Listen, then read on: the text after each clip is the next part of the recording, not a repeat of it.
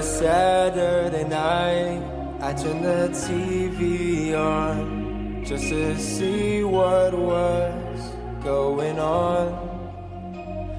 You'd been gone a while, didn't hear from you. I just want to know if you're safe and sound, 'cause I want to know if you made it out or if you're caught up in the mess. So tell me, are you okay? 'Cause I don't wanna lose you.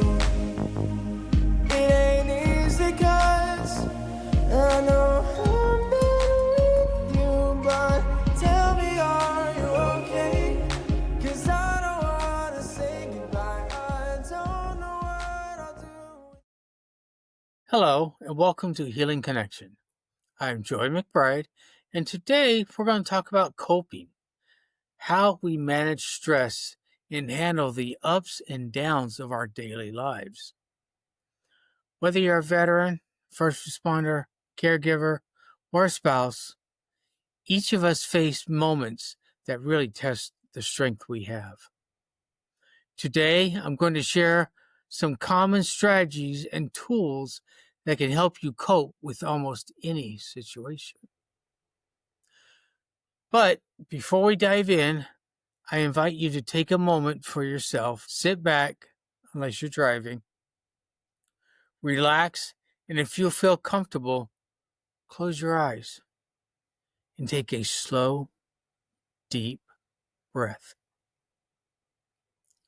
Let that breath remind you that you're in control and there is hope in every small action that you do.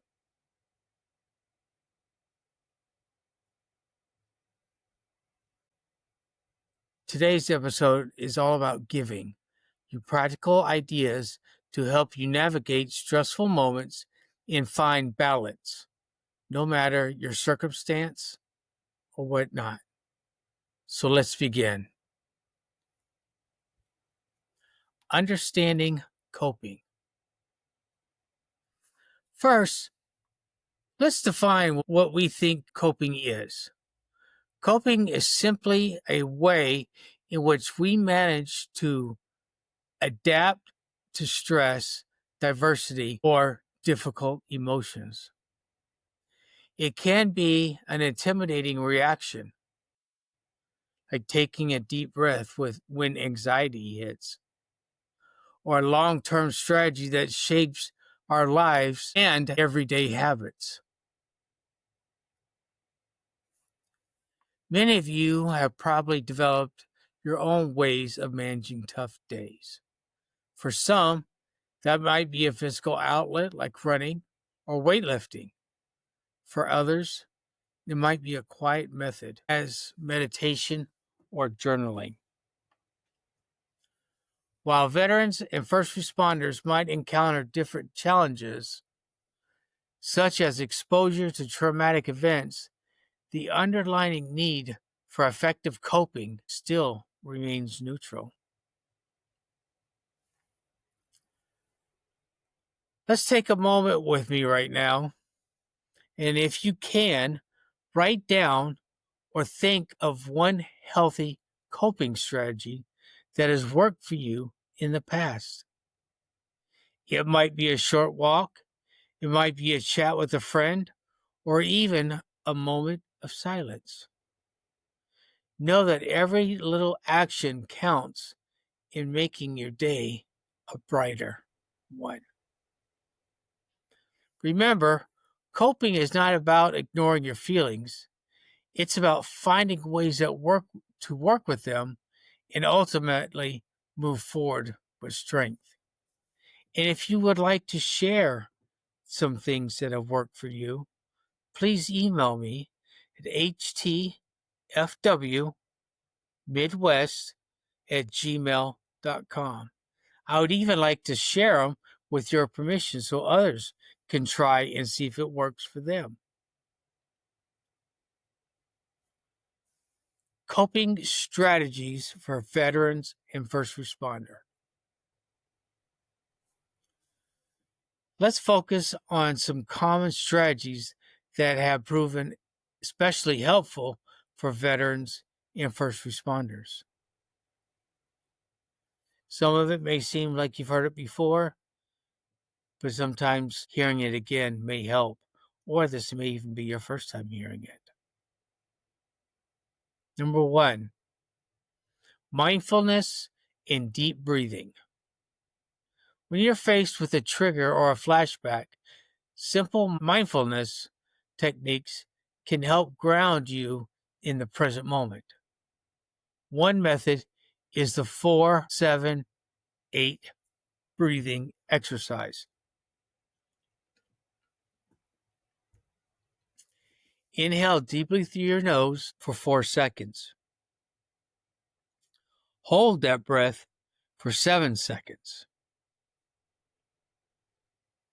Extremely slowly through your mouth for 8 seconds. If you have to repeat this a few times to help make you feel calmer. Number 2, physical activity. Regular exercise can reduce stress, improve mood, and even provide a temporary distraction from troubling thoughts. Whether it's a brisk walk, weight training, or stretching, moving your body also helps release tension. But if you're not able to go for a brisk walk, walk at your own pace. Even if you do Tai Chi is another type of physical activity. Something that helps move you and redirects what you are thinking and sometimes what you're feeling. Number 3, peer support. Engaging with others who truly understand your experience can be incredibly validating. Look for support groups or online communities where veterans and first responders share their stories and provide encouragement. Number 4, professional therapy. Sometimes the best coping tool is talking to a trusted mental health professional. Therapy, included CBT, can offer strategies to reframe negative thoughts and build resilience. Take a minute right now. Reflect on your current stress. Which of these strategies could you see yourself trying or reintroducing into your routine? Jot down a quick thought on a paper or simply just let it sink in. Now, these tools are not a cure-all, but they are proven methods to help you find a moment of calm and perspective when the pressure builds. Coping strategies for caregivers and spouse. Now let's talk about some strategies that can work especially well for caregivers and spouses. If you're constantly in the role of supporting someone else, it's easy to lose sight of your own needs. Here are a few techniques to help maintain your well-being. Number 1, set boundaries. It's important to set clear limits on what you can and cannot do. Establishing boundaries helps protect your energy and ensures that you have time for self-care. This may mean saying no sometimes or scheduling regular breaks just for you. It's okay to take time for yourselves. Actually, I encourage you to take time for yourselves because it is very important. If you want to try and help someone or your partner, it's not, you can't help them if you're constantly drained and not filling up your own cup. So one other suggestion is once a month, have a me day. take that me day and do a massage, nails, pedicure, manicure, a haircut, uh, something like that if you can. Now, guys, you don't have to do the nail care and all that stuff, but getting your feet done isn't too bad.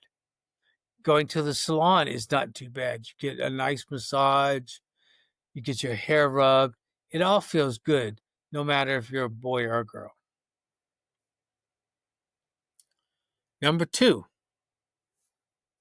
journaling, reflection.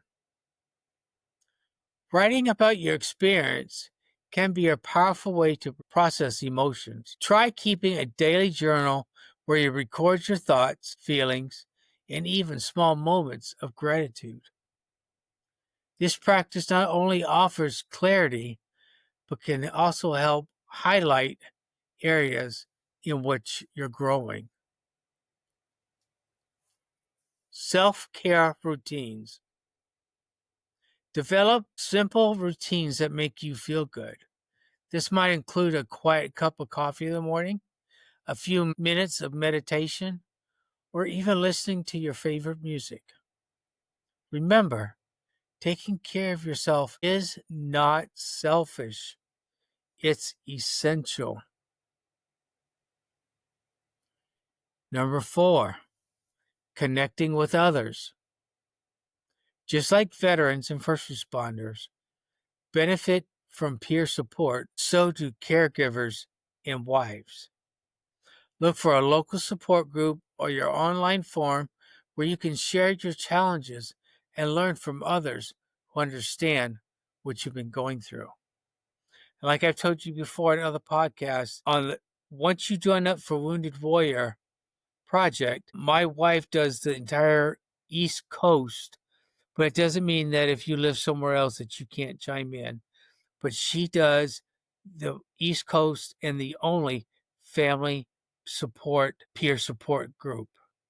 So if you can, join up. If you're already a member, look up hers.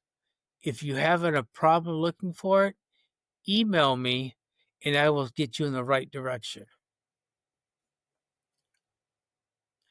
Think about one thing you love doing for yourself, a hobby, quiet moment of reflection, or a social activity. How might you incorporate that into your daily routine? Sometimes it's the simplest actions that can make the biggest difference. These strategies remind you that your well being is important. By nurturing yourself, you're not only taking care of your own mental health, but also better equipped to support those around you. Universal coping tools. No matter your role, there are some universal tools that can help anyone cope with stress. Number 1, gratitude journaling. Every day, try and jot down one thing you're thankful for. Gratitude can shift your focus from what's wrong to what's positive in your life. And if you use your phone, you can keep that and look back on it throughout the day so you don't have to necessarily carry around a journal. If you don't want, use your phone. Number 2, the 5, 4, 3, 2, 1 grounding technique. This sensor awareness exercise helps bring you back to the present moment. Name 5 things you can see. Name 4 things you can feel. Name 3 things you can hear. Name 2 things that you can smell. And 1 thing you can taste. Whenever overwhelmed, this technique can help you regain control. And something else that can help you. Get a ice cold drink, whether it's water, soda, tea. Get a cold drink, and that coldness sometimes will help you pop back. Or put an ice cube on your wrist, rub it there for a minute. Yeah, I know it's going to be a little wet, but it's okay. That's something else that can help trigger a different thought, because now you're concentrating on the cold instead of a negative thought. Number 3, affirmations. Positive affirmations simply state, like, I am strong, I am capable, or I can overcome this. This can reinforce a sense of self-worth. Repeat them to yourself throughout the day, especially in trying moments. Number 4, timeouts.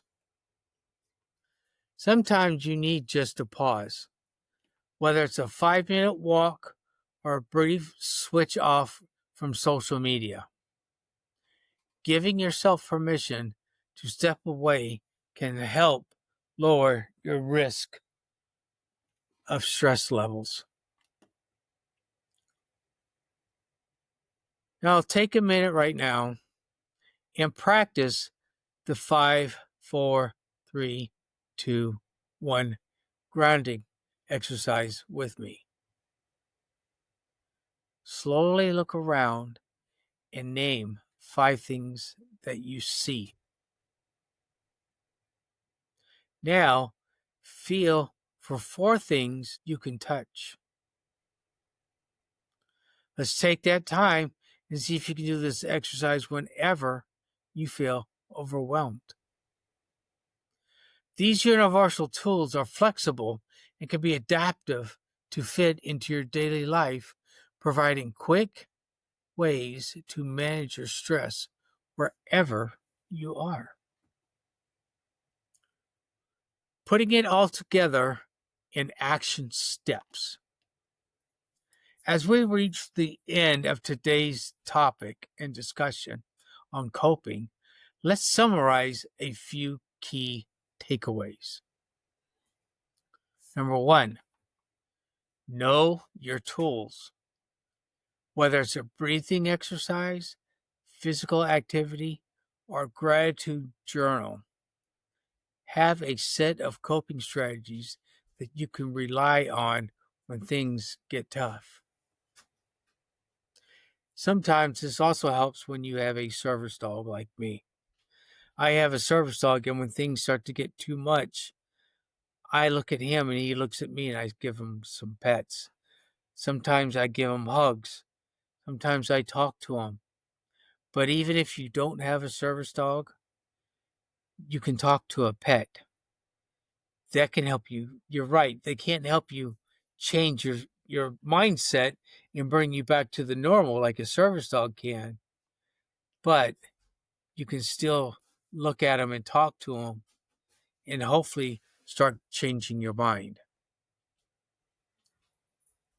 Number 2, tailored your approach.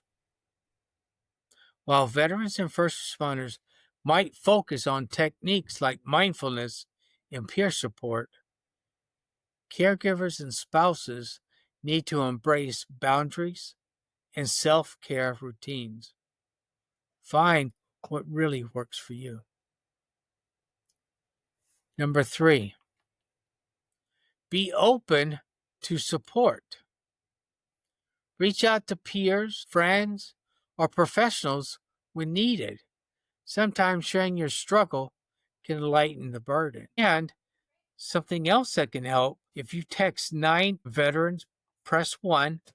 Everybody else stay on the line, and there will be somebody on the other line that will answer that you can talk to.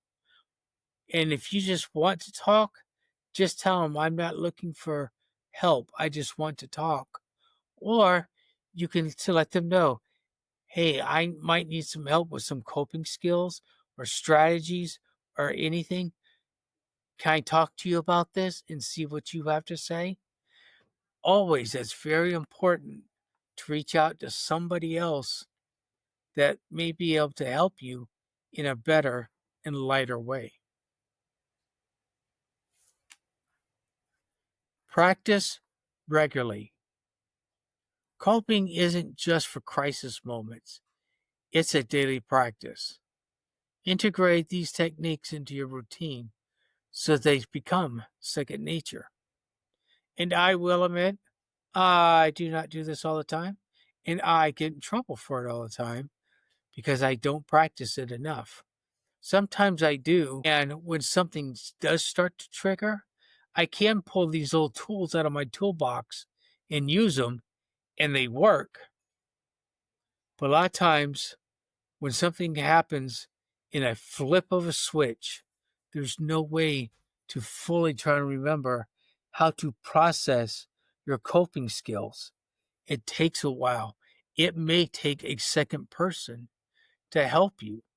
That's why it's good to have somebody that knows your coping skills, that has heard about your coping skills, and that has practiced them either with you or with yourself. Think about one coping strategy from today's discussion that you'd like to give a try, or even maybe improve this week. Write it down and commit to giving it a try.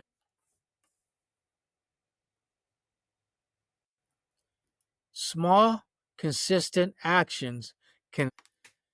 I want to say thank you very much for joining me on this episode of Healing Connection. Coping can be a challenge, but the tools we've discussed today, from mindfulness and deep breathing gratitude to journaling and to grounding techniques, as well as breathing exercises, they are here to help you navigate through almost any situation. Like I said, they're not always going to work in every situation, but give it a try. Have somebody else give it a try with you. Before I wrap up, I want to remind you that if you're feeling overwhelmed or just need someone to talk to, like I said before, please remember that you can text 988. This service is free, confidential, and available whenever you need it. You can even email me at htfwmidwest@gmail.com. I will be happy to talk with you. I will be happy to walk you through things. I will be happy to help you out. That is why I have this podcast. That is why I do it. I hope you leave today with a renewed sense of empowerment and a few new tools in your mental health toolbox. Sharing our challenges and coping strategies strengthens not only us as individuals, but also our community. If you find today's episode helpful, please share it with someone else who might benefit from it as well. And yes, if you've only heard one episode or you've heard a few and you know of somebody, please pass it along. Tell them where to look for it. If you have problems looking for it, email me and I will tell you where you can find them. But I am Joy McBride, and I will always have your six. Until next time, take care, stay resilient, and keep practicing self-composition. Signing off for now. Till next time. Thank you. 'Cause I don't wanna lose you. It ain't easy 'cause I know I'm beneath you. But tell me, are you okay? 'Cause I don't wanna say goodbye. I don't know what I'll do without you. Are you okay?